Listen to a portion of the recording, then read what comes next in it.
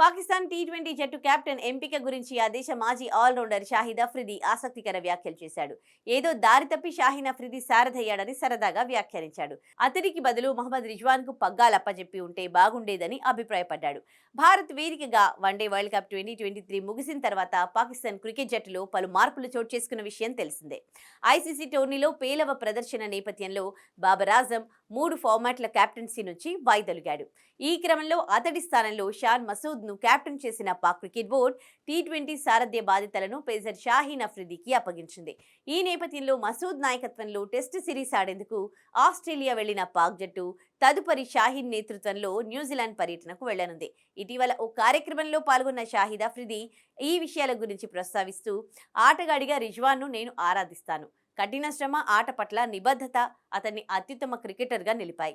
కేవలం ఆట మీద మాత్రమే దృష్టి సారించి ఎక్కడ ఎంతవరకు నైపుణ్యాలను వాడుకోవాలో అతనికి బాగా తెలుసు. తనొక గొప్ప యోధుడు అని మహమ్మద్ రిజ్వాన్ను ప్రశంసించాడు. అదేవిధంగా రిజ్వాన్ను పాక్ టీ20 కెప్టెన్గా చూడాలనుకున్నాను, కానీ తప్పిదారి షాహీన్ అఫ్రిది సారథిగా ఎంపికయ్యాడు అని షాహిద్ అఫ్రిది పేర్కొన్నాడు.